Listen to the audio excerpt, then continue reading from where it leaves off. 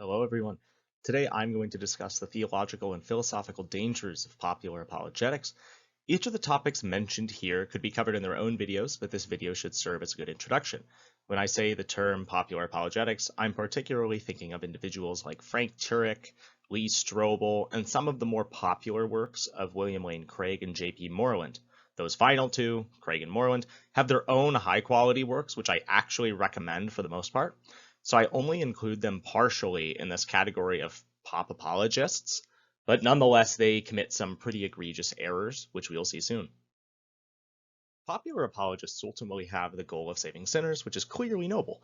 Much of their writing is consensus comprehensible, as opposed to some of the denser philosophical works that we find in the Scholastic era. Compare Craig and Moreland's Philosophical Foundations for a Christian Worldview to the Ordinatio of Duns Scotus to see what I mean. Some people in the world simply don't care enough about philosophy to read through various metaphysical works and then arrive at theistic conclusions. Thus, it's admirable that these authors can neatly write their arguments so the common person can understand them. Unfortunately, it's not easy to meet a man in an elevator and defend the real distinction between essence and existence, describe the divine attributes, and then get him saved before he gets off the elevator. It's not easy to do. So, scholastic philosophy is very hard to distill into an elevator pitch, but popular apologetics is pretty good at that. For example, the moral argument of God's existence is as follows. If God does not exist, objective moral values and duties do not exist. Objective moral values exist, and duties exist, therefore God exists. This argument is very clear to the average man, and it's logically valid. It's just a form of modus tollens. The audience doesn't need some advanced knowledge of logic to see that this argument makes sense, nor does the audience need to engage in any crazy introspection or abstraction to understand the premises. Broadly, it's that morality is objective, and if morality is objective, then it comes from something transcendent, which would be God. We'll return to this argument later.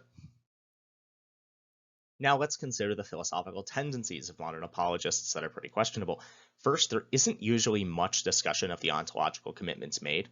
So for example, modern analytic philosophers are often relational ontologists as opposed to constituent ontologists, the latter of which is the system upon which Aristotelian scholasticism is built.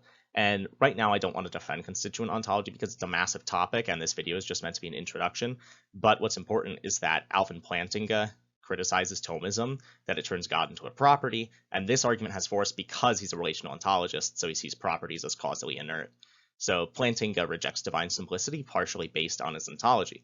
It's unfortunate then that apologists don't really discuss this kind of material anywhere. Of course, it's a pretty advanced topic, but we can't pretend that it's something to which we don't hold. Everyone holds an ontology, at least implicitly. So while I'm not saying that the first apologetic works that one reads should absolutely cover this kind of material because it's confusing even for me as someone who's been reading philosophy for a while, I think it should at least be mentioned that there are different systems one can uphold that will entail different models of God. So to make this a bit more tangible and a bit more clear, that ontological commitments are necessary and are often ignored, let's re-examine the moral argument mentioned earlier. The moral argument says that if morality is objective, then it must come from God. Unfortunately, this argument doesn't do much to define what morality is. Usually it slips into divine command theory, which it's not necessarily wrong, but it really isn't the only option one reaches once you go outside the world. In fact, I'm curious how the moral argument would account for a kind of Platonic ontology wherein morals are forms. I don't really find anybody that upholds an account like that, but we need to be aware of such edge cases. I once asked a man presenting the moral argument how he would respond to that argument, that ethics is defined by natures in some way and natures exist in the abstract, so we don't need God. The response I received was, nobody will ask you that, it doesn't matter. Unfortunately, I find this attitude pretty common, or pretty often in popular apologetics. Similarly, rarely do we find these modern apologists define categories. As a scholastic, I use Aristotelian categories, and I just find them to be the best when compared to the analytic or Kantian categories. Unfortunately, these apologists don't often define their terms, and this is particularly problematic when discussing the Trinity. So Boethius would say that a person is an individual substance of rational nature, where the term individual is specifically a reference to the incommunicability of those aspects. Modern Christian philosophers and apologists often say that to be a, quote, person, one must have a will and intellect. So that definition, the one I just mentioned, has arguably contributed to the popularity of social, quote, Trinitarianism, because if there are three persons on this definition, there must be three wills and intellects. This modern definition of the term person is thus incredibly influential on one's theology proper and Trinitarian theology. So when a social Trinitarian says that being a person requires a will and intellect, such that God having one will and one intellect entails only one person, they're assuming a definition of person that doesn't fit with the historic context, and they don't actually mention that. They don't really talk about the patristics and don't mention that, hey, the term person is not in the Bible and we're just bringing up our own definition. And this leads often into heresy, unfortunately. As mentioned before, one of the goals of popular apologetics is the salvation of the reader or listener. Considering that goal within the context of an elevator pitch, it's hard to maintain a biblical anthropology.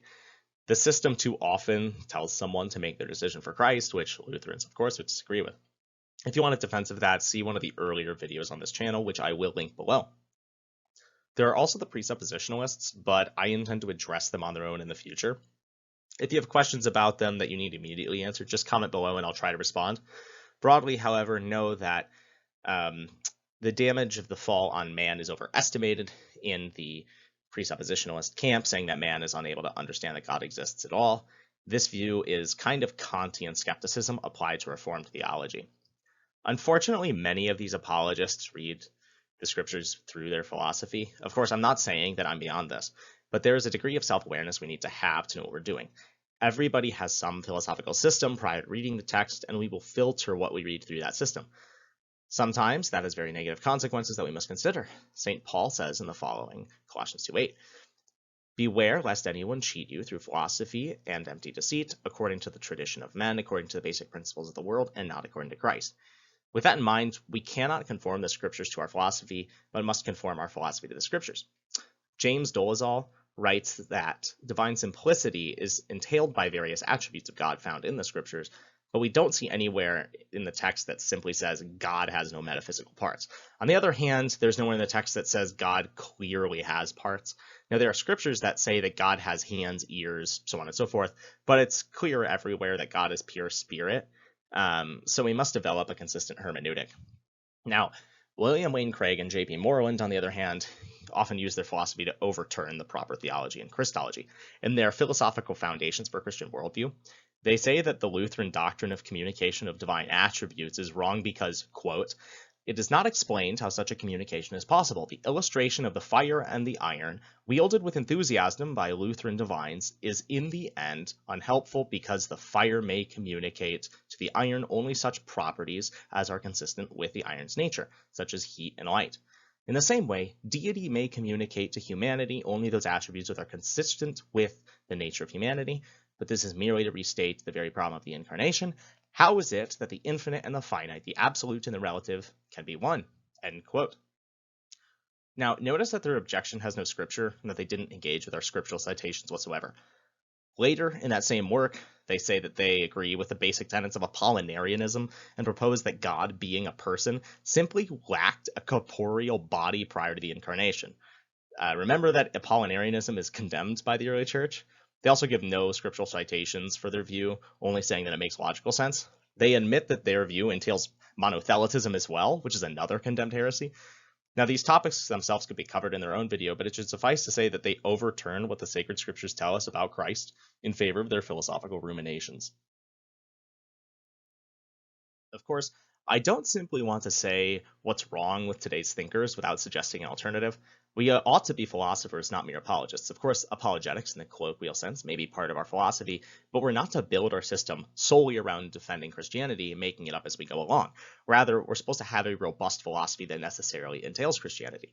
This is to say that we don't say, oh, I like system X because it says that God is real, or I like system Y because it is the most pious, but that we find the system which is true and finds its consequences. We aren't pragmatists. We seek the truth for its own sake. So to end this all, I have a few resources to recommend, which I'll link in the description. I particularly recommend reading secondary sources and scholastic materials, then reading primary sources themselves. Of course, I will also link some good YouTube channels as well. Thanks for listening, guys.